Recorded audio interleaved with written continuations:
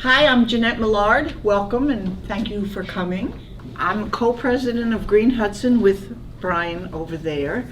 And we've been having monthly climate cafes because we are writing a climate action plan for the town, which gives the basics of why this is important, and I'm getting suggestions from everybody at each meeting for what we ought to pay attention to in town.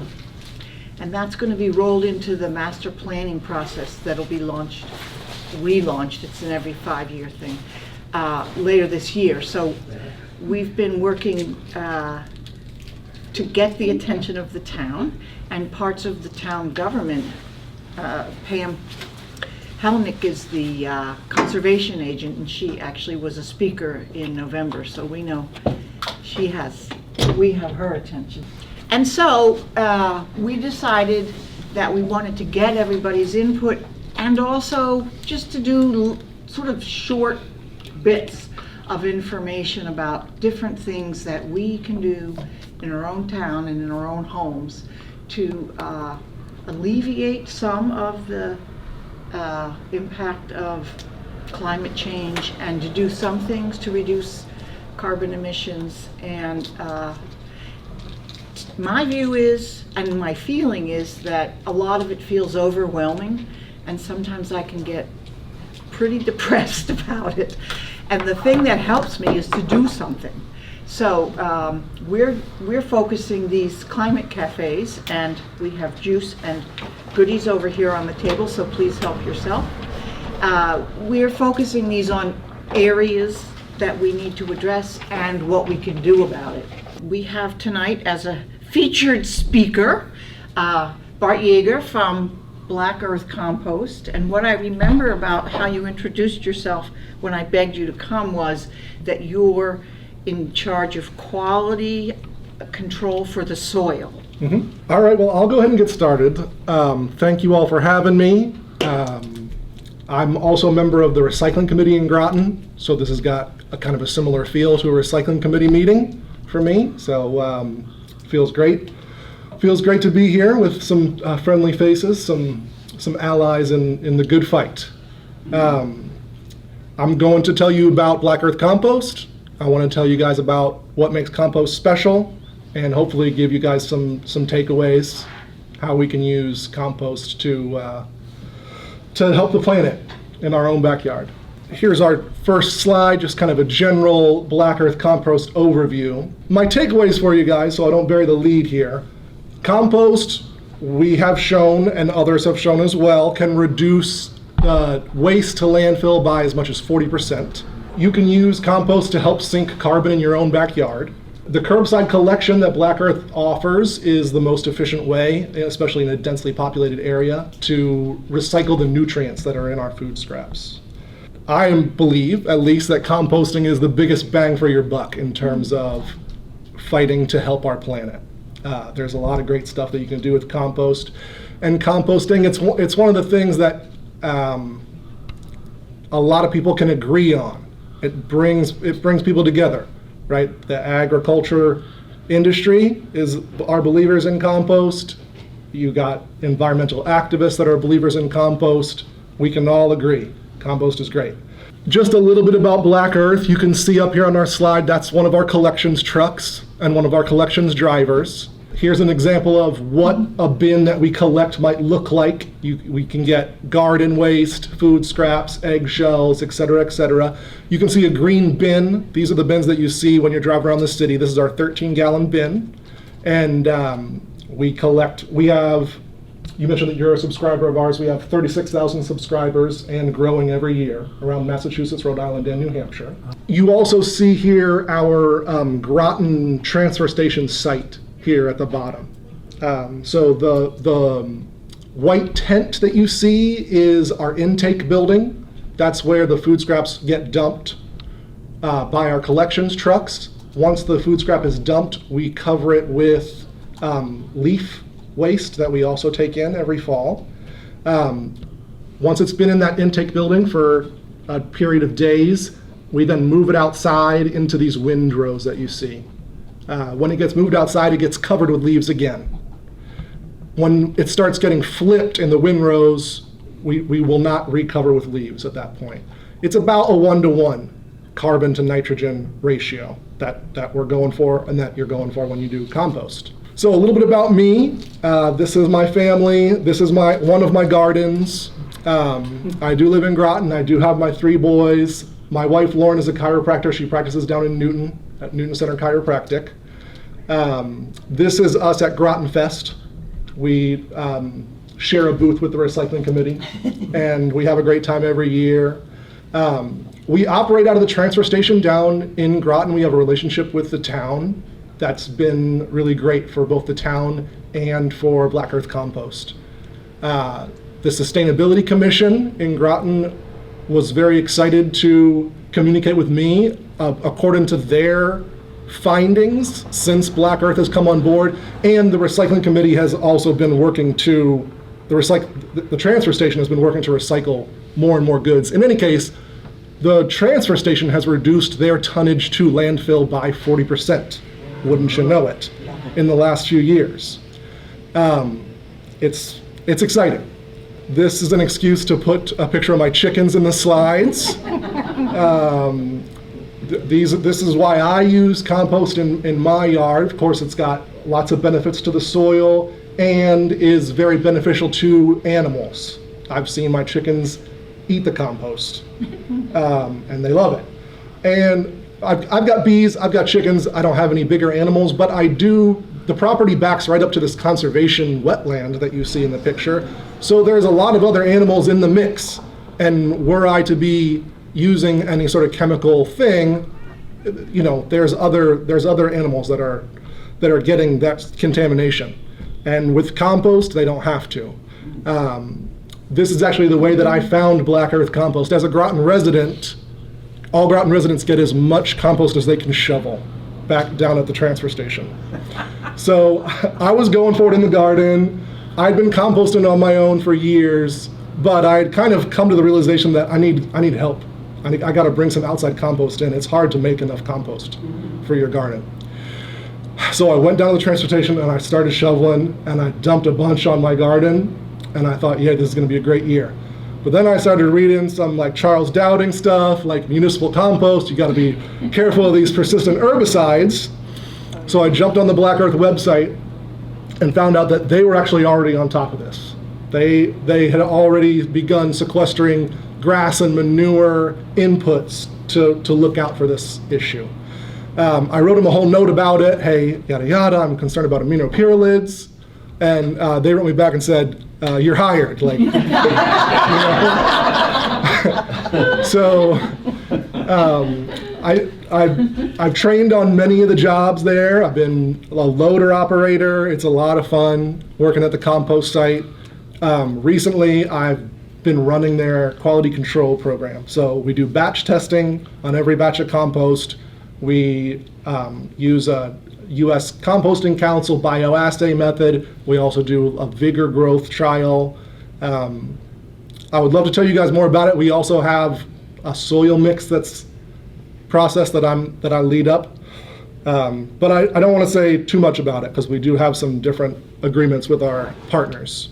So why is compost special in a general sense? This is another shot of our Groton site. It's beautiful down there. Every day that I spend down there is a good day. Even in the wintertime, it's beautiful. So of course, we're diverting waste. We're capturing that waste stream, converting it into a resource, essentially recycling the nutrients that are in those food scraps. Additionally, the compost, when applied to the soil, is going to benefit the microbial life of the soil. So I've got in here microbe farmers. So you see in these windrows, what you're really looking at is billions or trillions of living microbes that are doing the work for us. It's great going home for the weekend, coming back, and the microbes have been hard at work. These piles stay about 150 degrees, and it's all that microbial action. We call them atinos. I'm not a scientist. My knowledge doesn't go too much deeper than that, but they're working. and they're processing that material, and the output is the compost that you see. Carbon sinking is also something that compost does, and there's two ways that we're doing it. Of course, we're taking all that leaf waste. We took in over 10,000 yards of leaf waste this fall. That's carbon. We're turning it into this compost. It then goes into the soil. That seems like a pretty big deal, but nature is actually much better at the carbon sinking than we are. So when we apply the compost to the yard and it helps the green plants grow, that is sinking more carbon than what we are just rolling into the compost. So there's two sides of it, and both are fairly significant. This is a stupid question, but what does carbon sinking mean? Well, that's when you're taking carbon that could, if you were to burn the leaves, the carbon would be in the atmosphere. But if you can trap the carbon in the earth, then you have sunk it. May I just, Yes. not to be confused with the industrial sequestering of carbon, which is drilling down deep with cylinders that are theoretically impermeable, and the carbon gets pumped into there and sealed, which is a whole nother animal, but this is the right way to do carbon sequestering. Right. This is my further reading slide for you guys. If you are interested in microbial stuff, these are the books that our now regional foreman, Saeed Dong, recommended to me when I started. Soul of the Soil, Teaming with Microbes. Great reads. They're fairly short and easy. It's not going to bury you under 700 pages of text. This crazy looking guy here with the chickens, I don't know if any of you guys recognize him, but he's a superstar in the compost world. His name's Carl Hammer, Carl with a K. And his operation's up in Vermont. And you see behind him, he's got a flock of hundreds of chickens. He gets truckloads of his input comes in. His chickens work the stuff. He doesn't feed the chickens, excuse me. They eat the food scraps. I think it's on YouTube. There's some great Carl Hammer videos. Yeah. There's a great Justin Rhodes video with Carl Hammer. He's also very supportive of young composters and new composters. I don't know him personally, but I've seen people shoot off a text message to Carl Hammer, let's see what he says about this, which is always great. This is one of our slides from our corporate slide deck to municipalities. This was a trash survey in Boston, and it found 36% compostable. We've done our own trash audits in some different municipalities around this area and found a higher by weight, as higher than 40%, but it all kind of lines up, right? But how wonderful that 40% is recyclable, 40% is compostable. 20% problem materials, that's not that bad. If we can only send 20% of our waste stream to the landfill, we're doing a lot better than sending 100% of our waste stream to the landfill. So let's talk about the food ban, or the food waste ban. This is rolling out now. I'm not sure exactly where it is, but it's law. If you are a commercial enterprise and you produce a half ton or more per week, it is illegal to send it to the landfill. And there are audits and checks being done of trucks as they go to the landfill, and your truckload will get turned away. All right, so what you're looking at here is a half ton of food scrap. 5 of our larger bins. I don't know if these are the 48 gallon or the 60 gallon. If you're a Chipotle or another food establishment, you're easily generating this much waste every week. Our service, we come by, we pick it up, we turn it into compost, and that's wonderful. Here's a picture of one of our trucks. This is kind of the magic of what we do, how we can be efficient. This is our lift. The truck bed tips. sorry. This will grab that bin that you were looking at, takes it up, dumps it. What you can't see here is that we divert over 250 tons per week. We've got 36 trucks, at least. We've got all these truck drivers, right? And some of the people in our company are die-hard, we're gonna save the planet kind of guys. And some of the people in our company are just regular blue collar, I need a job. You guys pay my paychecks.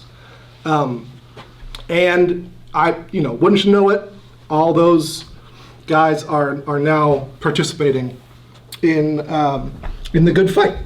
So I think that's awesome. Here's the slide we are talking about, is this compostable or is this not compostable? What you're looking for is this like BPI. These are also good, but I'm not sure if you're gonna find those in the States much. Those are the labels on paper products that we accept. We also accept pizza boxes. A little bit of paper is okay. We were just talking about this. A little paper is okay. A lot of paper is probably not good. There was an article not too long ago in I think the Globe about a compost facility that was turning out all these PFA issues. It was real bad press for the composting folks in general. We had to issue a statement about it. But that compost site was unique because it was attached to a paper manufacturing plant. So their feedstock was the paper waste. Yeah. And if you don't know, most paper has the PFA stuff in there because that's how you get it to not fall apart.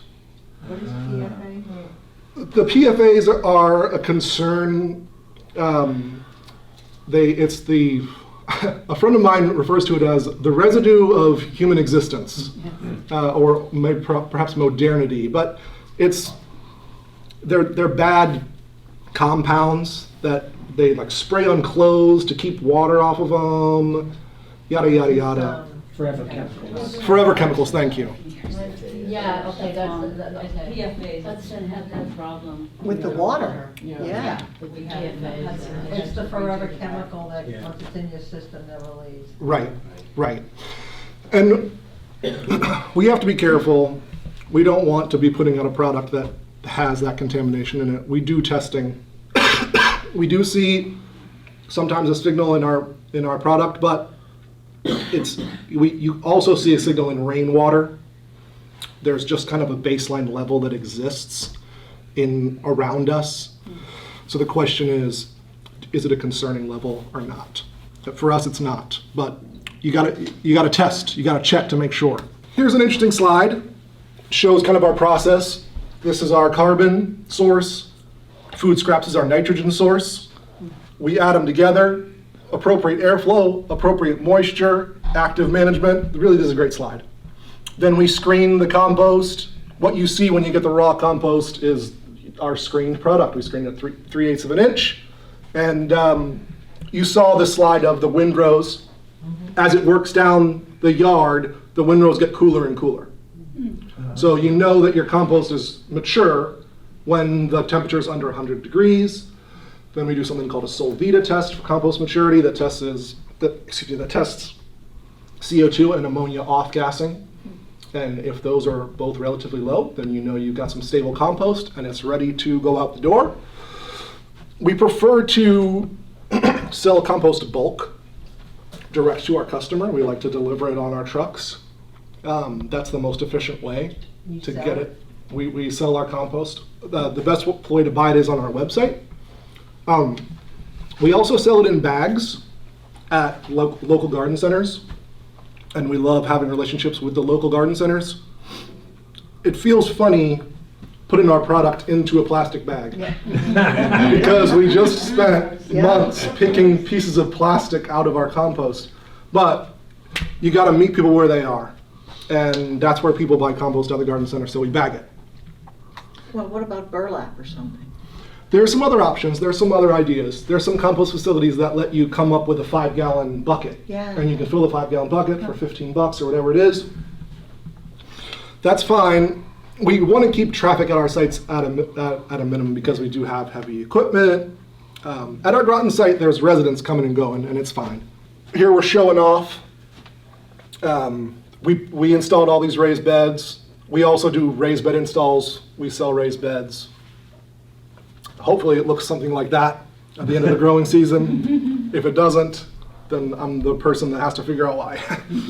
What school is that? You know what? I'm not exactly sure. I thought that this was our Needham project, but Yeah. when I looked at the slides, I realized it wasn't. And now I can't remember off the top of my Just say head. Needham. Yeah, sure. Can I ask a question? Yes. And maybe you'll get to this.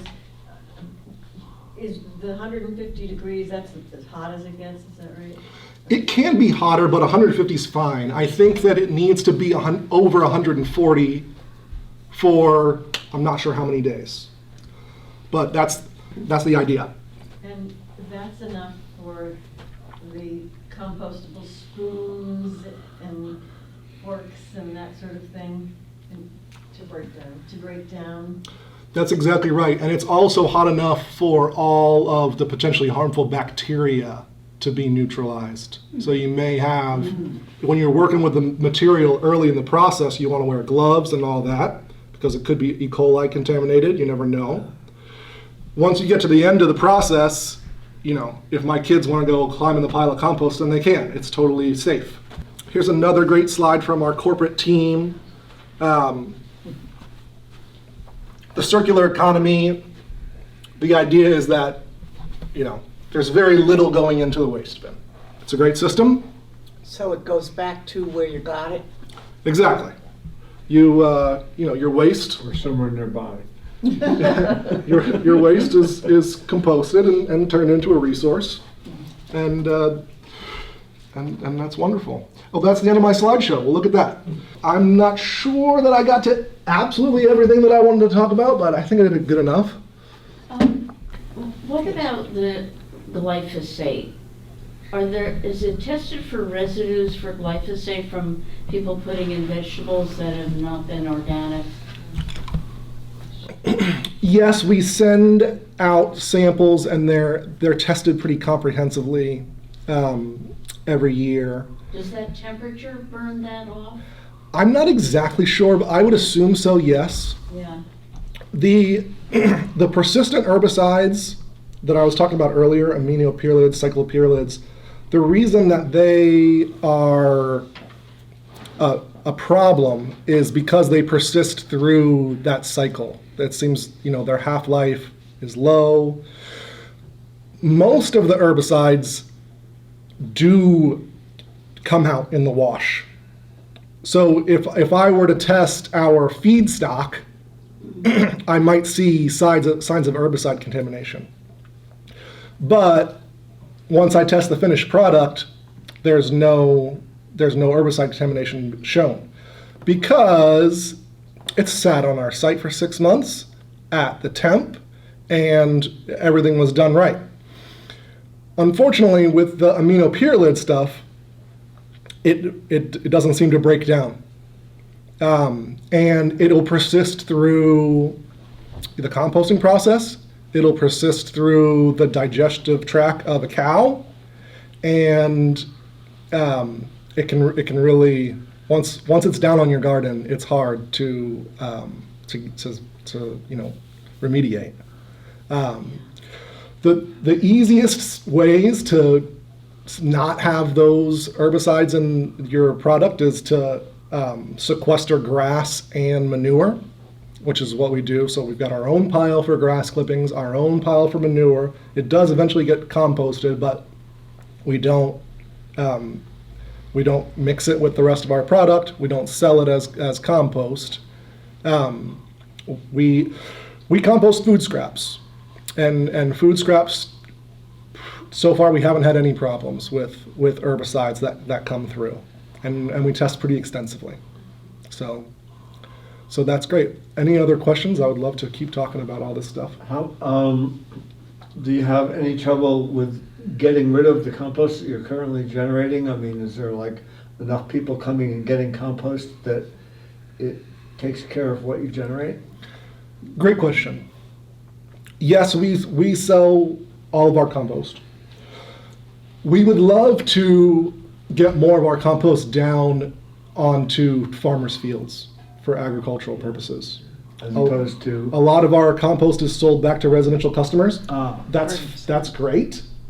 But if we're gonna truly be a fertilizer alternative, then we need to be being used as a fertilizer by the agricultural folks. what's the barrier there, do you know? There's a couple. The first one is if you have animals that are big and manure, you likely have a lot of compost.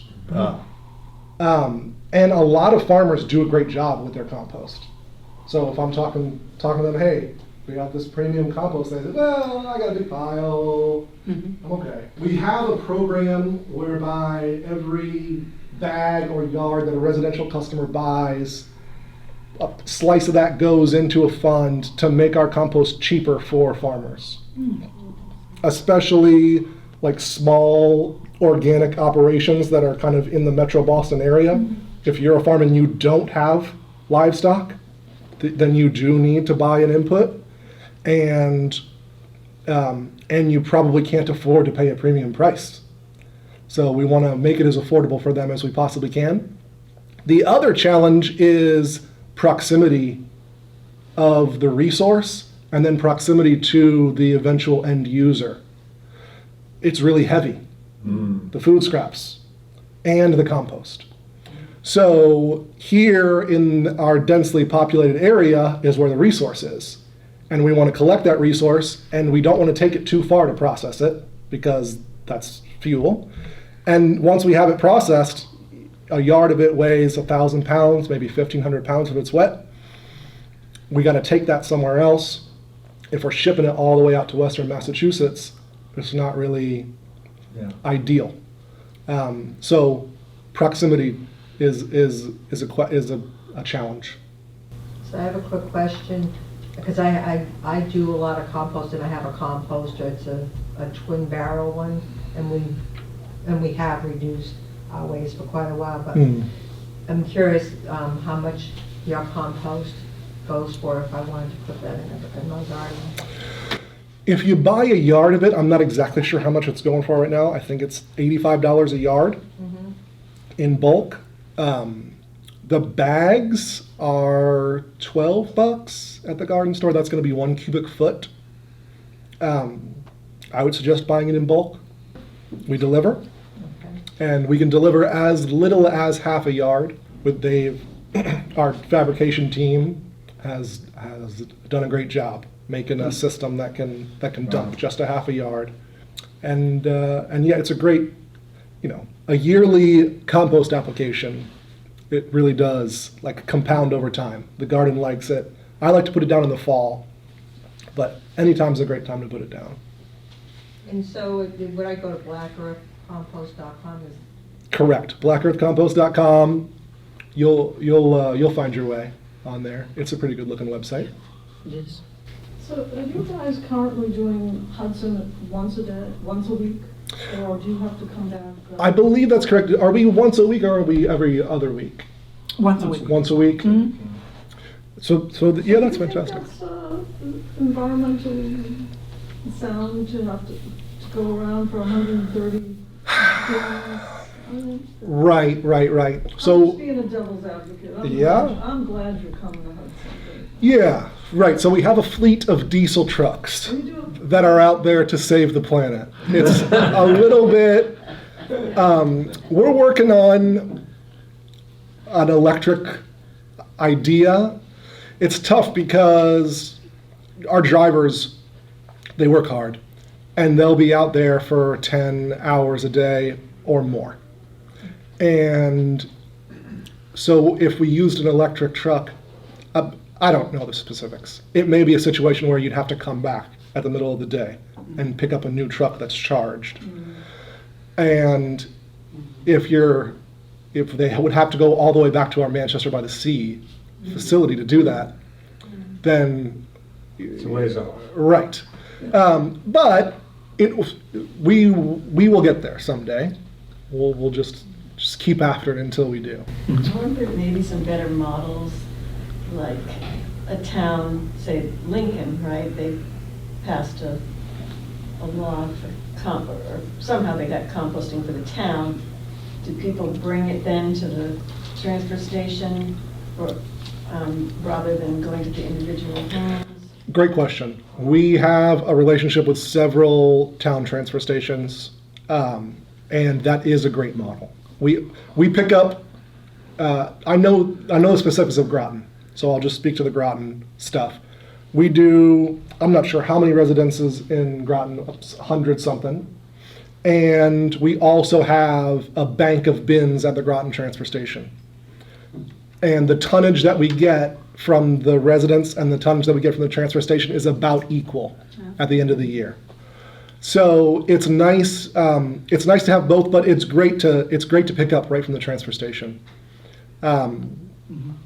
It can be a challenge, but it's a great system, and hopefully we'll have even more relationships like that developing. I'm just really curious about the Groton facility, and it's all out in the open like that. You must get the question, rats, raccoons. How do you deal with that?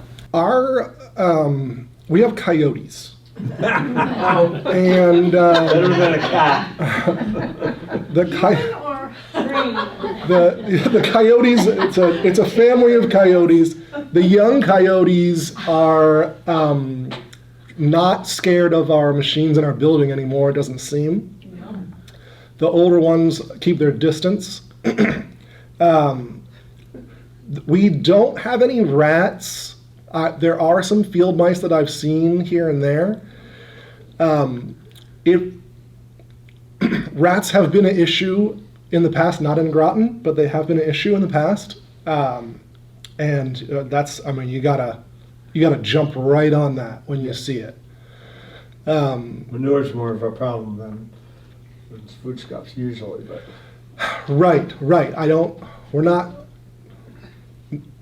as of now, no rats get dropped off with the food scrap. But it You can. charge extra for that. Right. They may with other inputs, though. So, yeah, that's a challenge. When it's dropped off initially into your tent, Mm-hmm. how long before did you say that? How long before it goes out? It'll be a week or two. It kind of depends on. That's enough to keep chicken bones and enticing things being. Great questions.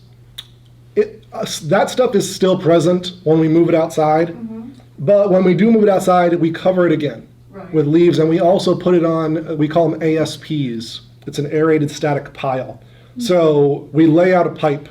We've got air going into the pipe. We got holes in the pipe, and it's going to pump air from the bottom up through that. Because once you turn the pile, it doesn't take long for all the oxygen to be consumed. And then you just have a pile that's sitting there anaerobically, no oxygen. Not good. So good. Right, exactly. So we put our mix on the pipe, which has already been mixed with carbon one time, and is broken down in the building to a fairly good degree. And then we're going to cover with the leaves, and we cover with quite a bit of leaves. Enough that, we're taking a big bucket with a big loader, covering it. If our cover is good and even, nobody's going to mess with it. None of the animals are going to mess with it. Where you see some animals digging into it is at the one end or the other, where the leaves didn't cover all the way. So a lot of it comes down to like the skill and talent of our equipment operators. And it's a pretty fun gig. Takes some time to get the hang of, but once you know what you're doing, you can keep that stuff to a minimum. I don't think that we're ever going to be able to kick that coyote thing 100% because it backs up to all this conservation land. We've got like the Haystack Observatory not too far from us. I like to take my mountain bike out there and bike the trails. We will occasionally, we don't have a ton of neighbors. We have some neighbors. We will occasionally hear from them, hey, it doesn't smell so good today. What we try to do is button it up at the end of the night. So if we have our building closed, which is the air is getting pumped out of our building and into a biofilter, So the building is the smelliest thing, but that is under control. If we have our piles covered, then we should have our odor issue under control. That's something that we've gotten better at over the years. So the municipalities that have their buckets, or the restaurants that have their buckets all lined up, how about, that's the one that I'm concerned about, because I want to try to get this to happen in Yeah. Hudson.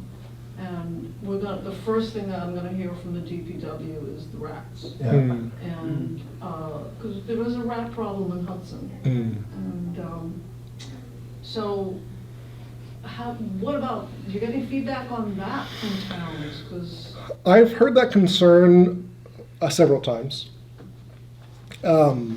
What we do at the Groton schools, where we pick up on Saturdays, and we have them do most of their collection toward the end of the week. The best thing to do is to not have the bins sit full. So if you can pick it up, and whenever your transfer station is closed, those bins should be empty when the transfer station is closed. We can offer 2 pickups a week from transfer stations that are busy. That can help keep it down. The bins are fairly large. There's also a couple different ways to keep them shut. But I mean, the 60-gallon bins is fairly rodent-proof. Where you run into problems, and I have seen this, is if you have a big week and now you have more food scraps than you have bin capacity. Yeah. So this is an issue, because if your residents then throw the food scraps in your dumpster, well, now you could get audited and your truck could be refused. Not likely, but it's possible. We can always supply more bins. There's a couple of places where we've given some like backup bins, stash these in the back, and should you ever need them, bring them out. We have a municipal coordinator. Her name is Rosie Warburton, and I'd love to put you in contact with her. She manages all of our municipal relationships, and she does a great job. Where do the leaves come from? The leaves come from all over the metro area. I'm not exactly sure. This year they've been coming to us already chopped up. Oh, So we've gotten quite a bit more. We've been able to fit more in our leaf area, which is good because we go through them pretty quick. But we can't, as individual members, we can't send bags of leaves, can we? We do have a program, and we'll take them. You can buy a bag of stickers or a Yeah. sheet of stickers Yep. from us. You could fill your landscaping waste bag with the leaves, slap a sticker on that. Yeah. They'll bring it over to us, and then we will deal with that appropriately. What about pine needles and sticks and stuff? You can, same stuff, same thing. Stick it in the Yeah. yard waste thing, Good. and then we'll figure it Okay. out on our side. In Groton, we have piles for all those things. Yeah. So we know what to do with them. We also take like fabric and textile stuff. And we also do electronics recycling. yeah, what's up with that? You're not doing it here, though. one of these is not like the others. I don't know the details on it, but what I do know is that our collections team, like the scope of the project for the collections team is so huge. And they do such a great job. And they've figured out how to route these trucks all over Massachusetts. So we have people opt in to the electronic recycling. You can fill a paper grocery bag with electronics, and then we'll come get it for whatever the fee is, $15 $15. bag. And we plug it all in to the routing program, it routes the truck, we send the truck out. Yeah. And the textiles, how much do you charge for that? It's the same thing that you get the sticker. I'm not sure how much it ends up being a sticker. I think a sticker's $5. You end up putting the sticker on your garbage bag. And, if for any reason you don't want to take your textiles down to the bin, we will do it for you. I Yes. have a quick question regarding, like, when you recycle, I'm calling it, from the, like restaurants and stuff, and their food waste, does that include meat products and all that? Mine Yes. does too, at home. If, they take bones and all the things that you can't do at home because your temperature, I think it's because of the temperature. There's a couple reasons that generally it's recommended not to compost meat. I think the main reason is to keep the critters down Yeah. in your compost. But yeah, the meat, we have another site in Framingham. The foreman out there, her name is Katie. She does an amazing job. She's very talented. The farmer had a cow that died. He brought the cow back to the compost site.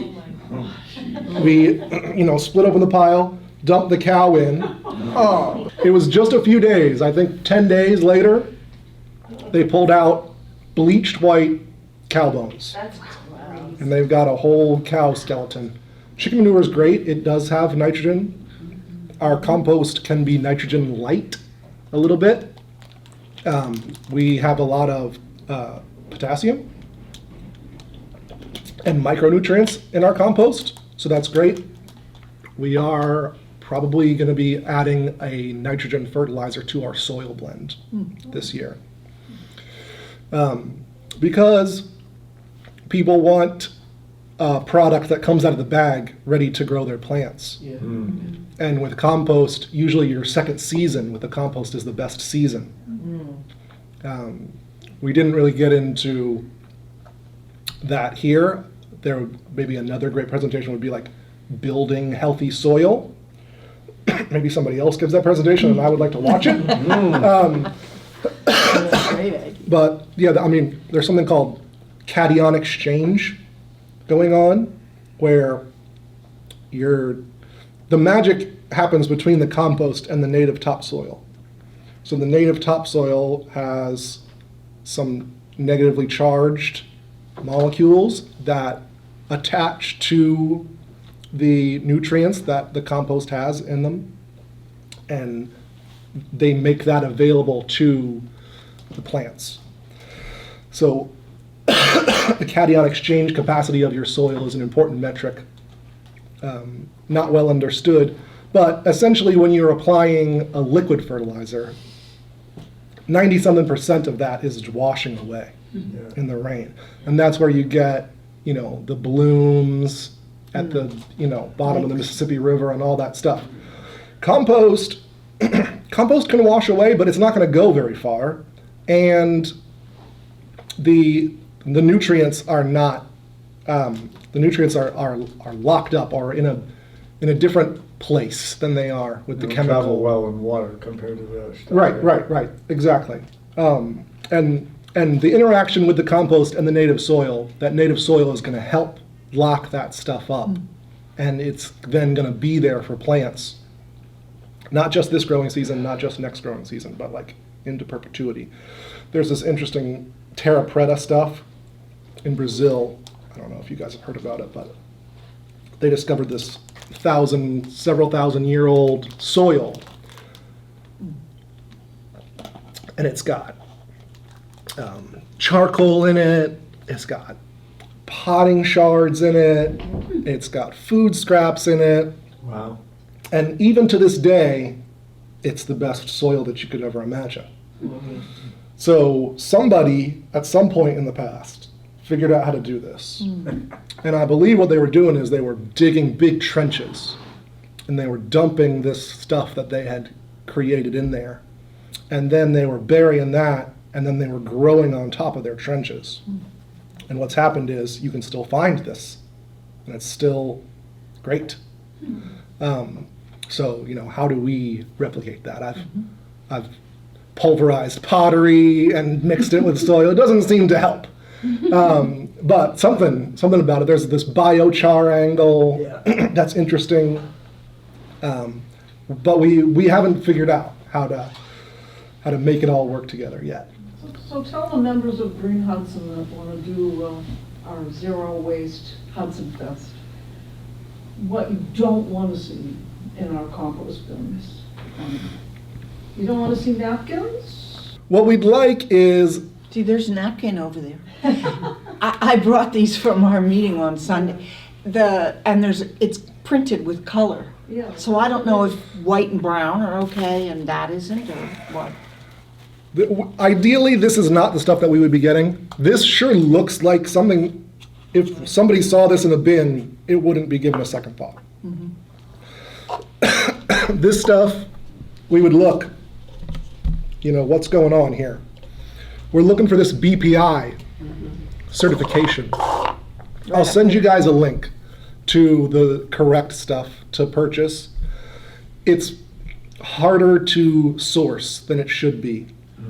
And we have, our customers ask us frequently, what do we buy?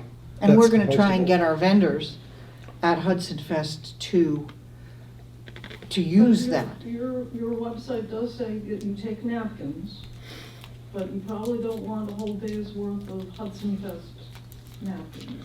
Right. I was kind of speaking on this earlier, but if a small amount of paper is not going to hurt us.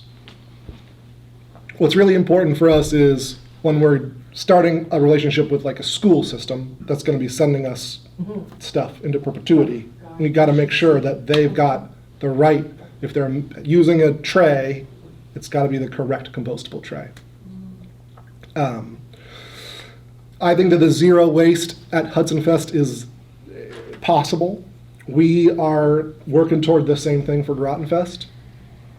I'm not sure if it's going to happen next year. I think the hardest thing is having someone at each station we do. to supervise We do. and make sure that somebody's not throwing trash in the compost in the trash, recycling, But there's a lot of like education that still needs to be done, obviously. So I'm wondering about, my workplace in Chipotle and Qdoba, who give me stuff in compostable containers, and I'm putting those in my Black Earth compost bin. Is there? Do you know if they get sourced centrally enough that I could send an email to them to ask if it's BPI certified? If it's Chipotle, I would say good chance that it is because we collect from quite a few of those stores. Okay. If someone says it's compostable, we'll take their word for it, I suppose. We try to take as much stuff as we can. Yeah. As we find problematic contamination, we try to trace it back. Generally, if something says it's compostable, it's not going to be an issue. Can you talk a little bit about this? I work in a school here in town, and I'm curious about how, I work in an elementary school, what that entails in terms of who's in charge of the compost versus the recycling versus it's here, everything goes in the trash, and it goes in the BP, the dumpster, and it goes to the transfer station here in town. Nothing is recycled in the school. Nothing is composted. There's two waste streams to talk about. Pre-consumer waste, post-consumer waste. Okay. Pre-consumer waste comes out of the kitchen, and all that's managed by the kitchen manager, kitchen director. We could park some bins Yeah. outside their kitchen door. Whatever scraps they have from the kitchen, Yeah. they can put right in the bins, Yeah. and we'll pick them up. And that's a great start. Yeah. Okay. And you don't have to interrupt any sort of flow in your cafeteria. Right. Past that, it's going to be up to the school to implement whatever you think is the best way to do it. I've seen schools do it from the student-led, student-supervised. We have some bins on the way out. We have a member of the environmental team or whatever it is, and they're going to encourage people to put it in the food bin. The post-consumer is tricky, especially with kids. It's a really good teaching opportunity. one suggestion that I've made before, I don't know if anybody's taken me up on it, but if we, let's say we collect on Saturdays, you don't want bins sitting full all week. So what if you only collected from the cafeteria on Friday? You could do your pre-consumer waste all week, and on Fridays, your environmental team sorts it, then you're educating the kids. Maybe that's less disruptive. I've heard back that, hey, if we're gonna set up a system, let's just do it every day. But yeah, if you can get the elementary school kids on board, then they can bring it on in the middle school. Yeah, well, it is, it really, there's a force with kids. Yeah. Because Yeah. they get it. Yeah. Like, adults, forget about Yeah. it. But with kids, We can also offer tours in Groton of our site. So if there is a group of students that are particularly engaged and they want to come out with some of their teachers, right. I'm happy to host that tour anytime they want to come out. Great. Thanks for coming on, everybody. Thank you so much. Awesome. Thank you to Bart, from all of us here. Anybody remember those big pails?